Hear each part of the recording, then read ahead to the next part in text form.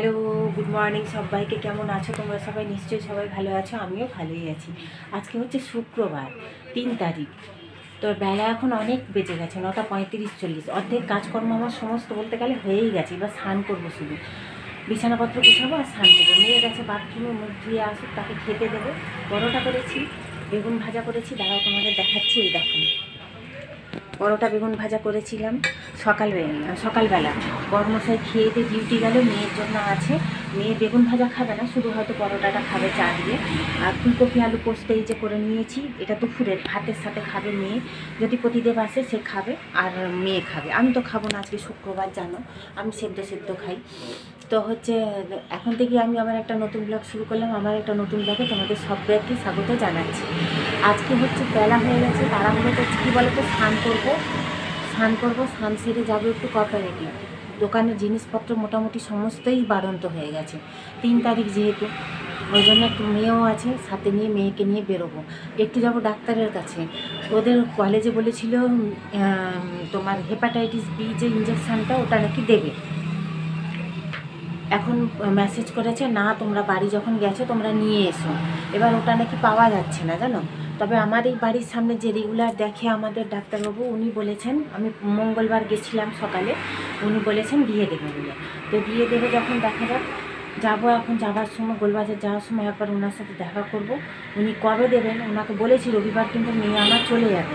তো উনি বলেছেন আজকালের মধ্যে দেবে। দেখা যাক, দিয়ে দেখবো। তো তোমরা সাথে থাকো, ব্লগটা দেখতে থাকো। তো এই দেখো, ঘরের মধ্যে তোমাদের দেখালাম ফুলকপি আলু পোস্ত করে রেখেছি দুপুরে খাওয়ার জন্য, নিরামিষ। আজকে আমি পেঁয়াজ টমেটোরও দেবো না, যেহেতু আজকে শুক্রবার, জানোই তোমরা অনেকেই। তো হচ্ছে এই যে পটল ভেজে নিচ্ছি, মেয়ের মতনই ভাজছি। বরমশাই যদি দুপুরে আসে তখন তাকে আলাদা করে ভেজে দেবো। তো হচ্ছে আর কিছুই রান্না করবো না। ডাল এরা খেতে চায় না, মুগের ডাল আছে কিন্তু এরা খেতে চাইবে না, ওই জন্য করবো না।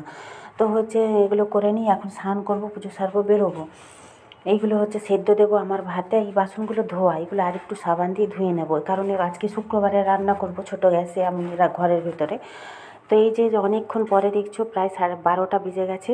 এসছি, এই যে কোঅপারেটিভে লাইনে দাঁড়িয়ে আছি, জিনিসপত্র নেওয়া হয়ে গেছে। এখানে একটা ছোট্ট পিচকি বিড়াল, সেটাই আমার মেয়ে খুঁজে বেড়াচ্ছে তাকে। সে কোথায় ঢুকে গেছে, একদম ছোট্ট, কোথা থেকে যে এলো তার কোনো ঠিক ঠিকানা নেই। এই যে বালতির পেছন দিকে ঢুকে লুকিয়ে বসে আছে। তো এখানে লাইনে দাঁড়িয়ে আছি কাউন্টারে, ওই যে বিল হবে, বিল হলে কত কী টাকা সেসব জমা দেবো, তারপরে বাড়ি আসবো। Good afternoon. শুয়ে শুয়ে বক বক করছি মা মেয়ে। 4টে বাজে এখন, পুরো 4টে। এই দেখো, এই ক্লিপটা সেদিন মেলা থেকে কিনে নিয়ে এসেছিলাম আমি, এইখানে চার্চের মেলা থেকে, মেদিনীপুরে। দেখেছ ডিজাইনটা ভালো না বলো? বেশ সুন্দর। আরও আছে 2-3টে ইঞ্চি। এই দেখো হাসছে শুয়ে শুয়ে, ঢাকা দিয়ে শুয়ে গেছে, দিয়ে হাসছে। এই দেখো। তো এখন একটু গড়াই, ফোন দেখি। তো আজকে সেরকম কিছুই ভিডিও করা হয়নি, কারণ কি বলো তো, ওই যে সময়ের অভাব, তারপরে হচ্ছে শুক্রবার, জানোই তো তেমন কিছু ভিডিও করার থাকেও না যদিও বা। তো এই যে ব্যাগটা সারাতে দেওয়া হয়েছিল, ওই যে টয়লেট ব্যাগটা বললাম না, এই যে চাকাগুলো, একটা চাকা ফেটে গেছিলো, 2টো চাকায় চেঞ্জ করে ঠিক করে সারিয়ে দিয়েছে। অনেক টাকাই নিয়েছে, 350 টাকা। তো ব্যাগটা নিয়ে এসছে, এখন 10:30 বাজতে যায়, দেখেছো আমার ঘড়িতে, মানে ওই 10:10 মতন বাজে। তো এটা দেখছো পরের দিন সকালে। তো গুড মর্নিং সবাইকে আবার জানাচ্ছি। এটা হচ্ছে শনিবার সকাল। এখন মাথাটায় চিরুনি দিচ্ছি, প্রতিদেব চলে গেছে ডিউটি। চুলগুলো তো উঠে মাথায় আর চিরুনি দিতে ইচ্ছে করে না, উঠে একদম শেষ, দেখেছো?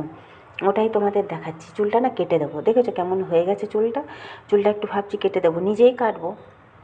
এই যে এতটা মতন কেটে দেবো, জানো তো। দেখা যাক, আজকে নয়, আজকে শনিবার, কালকেও হবে না হয়তো, সেই সোমবার নাহলে বুধবার কাটবো।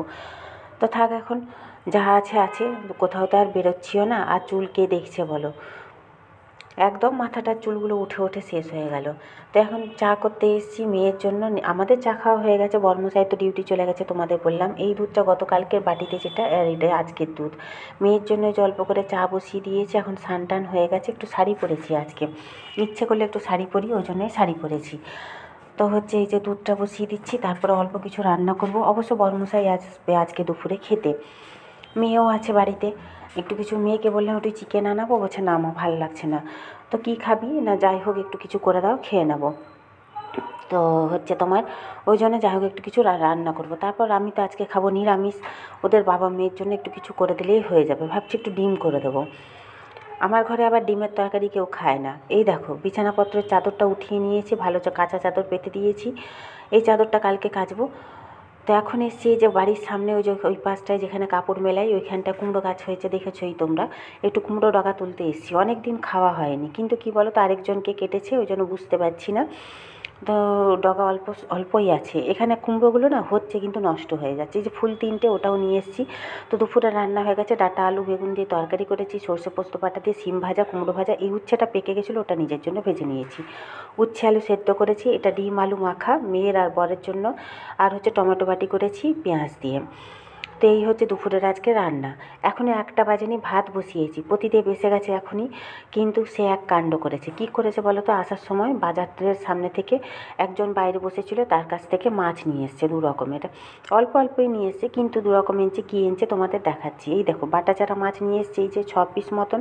এই মাছ আবার আমার মেয়ে খায় না, দুটোরই কোনো মাছই আমার মেয়ে খায় না। এই চিংড়ি মাছ আমার মেয়ে গন্ধই সহ্য করতে পারে না, খাবে কি? তো টাটা।